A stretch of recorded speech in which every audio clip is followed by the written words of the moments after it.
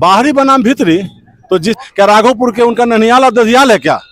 तेजस्वी यादव का ननिहाल और दधियाल है राघोपुर में, जो वहां से वो खड़ा है।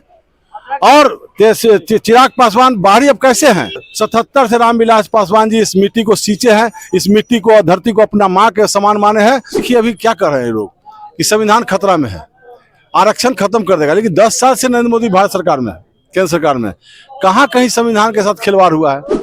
यहाँ तक कि इंडिया गठबंधन के लोग ही कहते हैं कि हम मुस्लिमों को आरक्षण देंगे, जबकि भारत के संविधान में कहीं भी ये प्रावधान नहीं है कि धर्म के आधार पर किसी को आरक्षण दिया जाए, किसी धर्म को। और मुस्लिम भाइयों से मैं अपील करता हूं कि आपको तो आरक्षण ओबीसी मिला हुआ है, आपको आरक्षण 10% जो ऊंची जाति के स्वर्ण गरीबों को आरक्षण मिलता है, उसमें आपका भी जो ऊंची जाति के लोग हैं मुस्लिम है, उनको मिल रहा है आरक्षण। तो फिर आरक्षण से अलग कहाँ रखा जा रहा है मुस्लिम भाइयों को? लालू जी या राबड़ी मुख्यमंत्री रहे, लेकिन वो अपने क्या राघोपुर विधानसभा में एक अस्पताल खुलवा पाए, एक अस्पताल का रजिस्ट्रेशन करवा पाए? और नरेंद्र मोदी जब से आए हैं 23 एम्स बनवाने का काम किया है।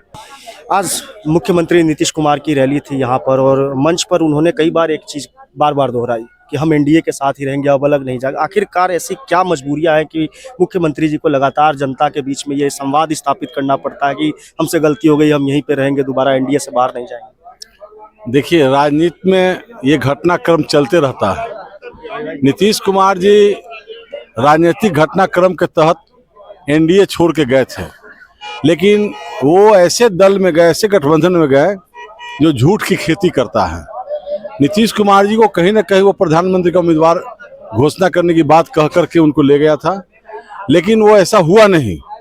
और लालू जी क्या किए कि नीतीश जी की पार्टी को तोड़ने का प्रयास किए।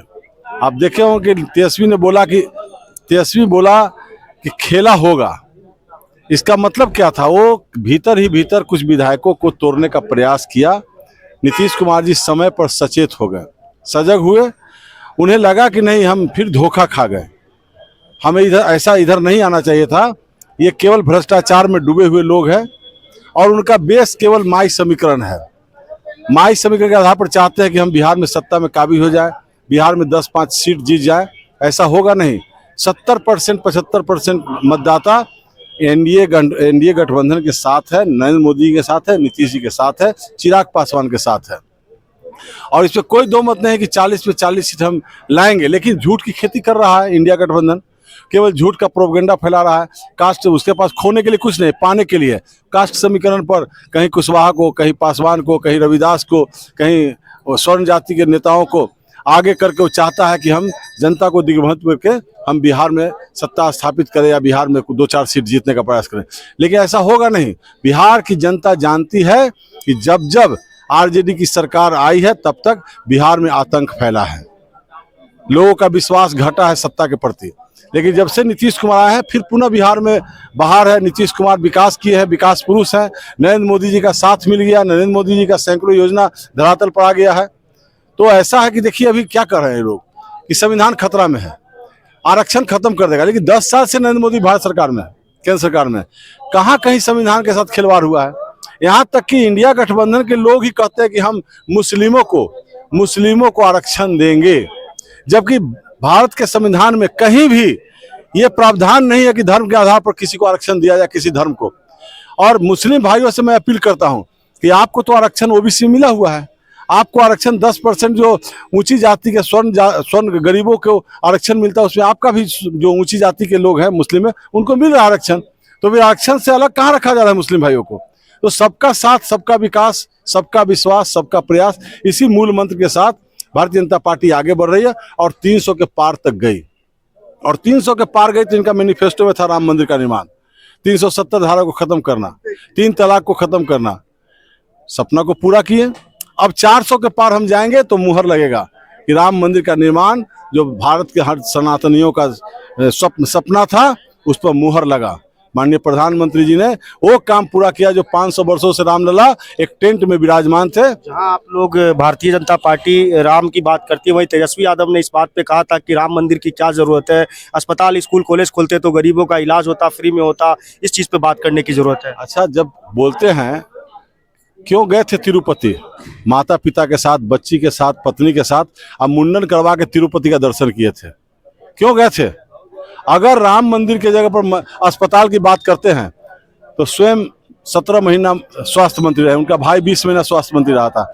लालू जी या राबड़ी देवी मुख्यमंत्री रहे, लेकिन वो अपने क्या राघोपुर विधानसभा में एक अस्पताल खुलवा पाए, एक अस्पताल का रजिस्ट्रेशन करवा पाए। और नरेंद्र मोदी जब से आए हैं 23 एम्स बनवाने का काम किया है, पूरे देश के हर अस्पतालों का सुदृढ़ीकरण किया है, दवा की उपलब्धता कराई। नीतीश कुमार बिहार में हर अस्पताल में दवा उपलब्ध करवाए हैं, डॉक्टर की उपलब्धि हुई है, मेडिकल कॉलेज हर जिला में मेडिकल कॉलेज खुल रहा है। आपके वैशाली जिला के महुआ में भी मेडिकल कॉलेज की स्थापना हो रही है, बिल्डिंग 500 करोड़ से बन रहा है। लेकिन उसके लिए तो ये कहा जाता है कि तेज प्रताप यादव जिस समय वहाँ के विधायक थे वो लेकर के आए, लोगों में तो यही बात है। फिर वही बात, कैबिनेट का डिसीजन होता है मंत्रिमंडल के सहयोगी के साथ, मुख्यमंत्री का फाइनल दस्तखत होता है। अभी तो झूठ की खेती कर रहे हैं कि शिक्षकों की नौकरी मैंने दिया, तो आपके यहाँ ना फाइल जाती थी, आपने उस विभाग के मंत्री हैं, आपके मंत्री सचिवालय जाना छोड़ दिए थे के पाठक के डर से। आप गलत लोग हैं, आप रामायण पर उंगली उठाते हैं। आपके दस्तखत से क्या हुआ है, कैबिनेट का डिसीजन था, विजय कुमार चौधरी जी जब मंत्री थे उसी समय बना हुआ था कि जितनी वैकेंसी है उसको हम निकालेंगे। तो सबका समय होता है, एक टुटका नहीं ना है। जब कोई वैकेंसी निकलती है कई तरह से फाइल गुजरता है, दस्तखत होता है, जांच होता है, कितना वेतन मद में जाएगा, कितना खर्च होगा, सारे चीज देख कर ऐसा नहीं ना कि शिक्षक की बहाली करे हम 4 विभाग बंद कर दे। सभी विभाग को चलाना है और सभी विभाग में काम करना है। शिक्षक की कमी थी, शिक्षक की कमी को उन्होंने पूरा किया है और आगे भी जो शिक्षक बचे हुए हैं, जो वैकेंसी है उसको फुलफिल करेंगे। लेकिन वो लोग कहते हैं मैंने दिया, आप उप मुख्यमंत्री हैं, एक गांव के मुखिया जो उप मुखिया है एक काम कर पाता है? वो आप उप मुख्यमंत्री हैं, मंत्री अपने विभाग में आपने काम नहीं किया, आपने डॉक्टरों की पूर्ति नहीं की, आप नर्स की बहाली नहीं की, आप पैरामेडिकल की बहाली नहीं की, लेकिन आप कहते हैं मैं शिक्षक की बहाली किया। तो नौजवानों को गुमराह करने का काम कर रहे हैं। नौजवानों से अपील है कि वो तेजस्वी यादव की बात में नहीं आए, गुमराह नहीं हो, देश बिहार पीछे चला जाएगा। अगर आप गुमराह हो गए तेजस्वी से तो देश बिहार पीछे जाएगा। महागठबंधन की तरफ से हमेशा ये आरोप लगता है कि इस बार जो है 2024 के लोकसभा चुनाव में जो है एनडीए यहाँ पे टूट चुकी है, बिखर चुकी है, नेता एक दूसरे का सपोर्ट नहीं कर पा रहे हैं। इसी कारण प्रधानमंत्री को आकर के 2-2 दिन बिहार में कैंपेन कर रहा है। इस तरीके का आरोप लग रहा है आपकी पार्टी को? देखिए, हमारे प्रधानमंत्री जी मेहनती प्रधानमंत्री हैं, 24 घंटा में 18 घंटा मेहनत करते हैं। इससे इंडिया गठबंधन के लोगों को जलन हो रही है। इंडिया गठबंधन के किसी नेता में ये कैपेसिटी नहीं है कि 12 घंटा 14 घंटा मेहनत करे। उसमें ईमानदारी है ये नहीं है। जिसमें ईमानदारी नहीं होगा, कर्मठता नहीं होगा, वो जनता को भी जा नहीं सकते हैं। हमारे प्रधानमंत्री जब प्रधानमंत्री बने थे 14 में 3.5 लाख किलोमीटर दौरा करके पूरे देश में अपनी बात को रखे थे, अपने विजन को रखे थे। मैं क्या करूंगा, प्रधानमंत्री बनूंगा तो देश को कहां से कहां ले जाऊंगा। आज 10 साल में साबित हो गया कि दूसरे देश के राष्ट्राध्यक्ष प्रधानमंत्री के सामने नतमस्तक होते हैं। और जब कोरोना काल में 18 देश जो गरीब देश था उसको कोरोना का टीका मुफ्त में देकर के उनको बचाने का काम किए। अपने देश के 140 करोड़ जनसंख्या को, मतदाताओं को, नागरिकों को बचाने का काम किए, साथ साथ दूसरे देश के भी लोगों को बचाने का काम किए। ये उनमें कर्मठता है और उनके आभा से, उनको जो आभा टपक रहा है उससे उनको जलन हो रही है कि इस प्रधानमंत्री का नाम पूरे विश्व में क्यों हो रहा है। तो प्रधानमंत्री विश्व में आगे बढ़िए चलिए। प्रधानमंत्री भारत को विश्व गुरु बनाने जा रहे हैं। माँ भारती को एक नया आयाम देने का काम किए हैं माननीय प्रधानमंत्री जी। और प्रधानमंत्री का कर्तव्य है, ड्यूटी है कि वो हर प्रदेश में जाएं। जाने से कुछ न कुछ नया बात पता चलता है कि हमारे राज्य में क्या हो रहा है, हमारे देश में क्या हो रहा है। आज 5 किलो अनाज जो देने की बात हो रही है, मिल रही है आम जनता को, विरोधी को इसमें पेट में दर्द है कि 5 किलो अनाज देकर के लोग को काहिल जाहिल बना रहे हैं। अरे वो गरीबों का चीज है, गरीबों का सम्मान है, जो पर डे कमाते हैं, मजदूरी करते हैं। अगर 2 दिन बीमार पड़ गए तो उनको खाना खाने के लिए कहीं बाहर नहीं जाना पड़ेगा, भूखे पेट नहीं सोना पड़ेगा। अंतिम सवाल, इस बार हाजीपुर लोकसभा चुनाव को आप किस तरीके से देखते हैं? ये लड़ाई जो शिवचंद्र राम कहते हैं कि बाहरी मराम भीतरी की लड़ाई है, संविधान की दुहाई दे करके वो लोगों से वोट मांगने का काम कर रहे हैं, आप क्या सोचते हैं इसके बारे में? बाहरी बनाम भीतरी तो जिस नेता के नेतृत्व में काम कर रहे हैं, क्या राघोपुर के उनका ननियाल और ददियाल है क्या? तेजस्वी यादव का ननियाल और ददियाल है राघोपुर में, जो वहां से खड़ा है। और चिराग पासवान बाहरी अब कैसे हैं? मकान इनका बना हुआ है सुल्तानपुर में। और 77 से रामविलास पासवान जी इस मिट्टी को सींचे हैं, इस मिट्टी को, धरती को अपना माँ के समान माने हैं। इसलिए बाहरी भीतरी अगर करते हैं शिवचंद्र राम तो पहले तेजस्वी यादव को गोपालगंज लड़ने की कहे, राघोपुर छोड़ करके। और जो रोहिणी आचार्य जो सिंगापुर में रहती थी, टूरिस्ट बन के आई है चुनाव लड़ने के लिए, उसको कहे कि जाके गोपालगंज से लड़ो।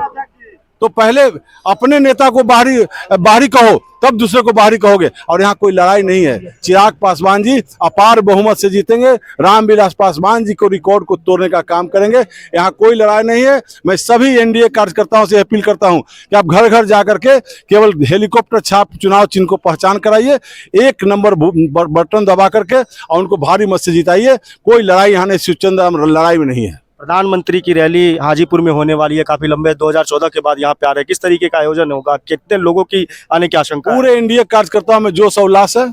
सारे कार्यकर्ता 9 बजे के पहले 8 बजे पूरा जो कुतुबपुर का मैदान होगा उसको खचाखच भरने का काम करेगा।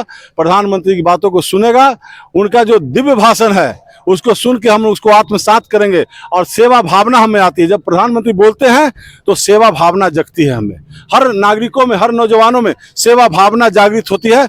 लगता है कि हम उनके बताए हुए रास्ते पे, उनके कदमों पर चलने का प्रयास करेंगे, तभी हमारा देश, राज, समाज विकसित होगा।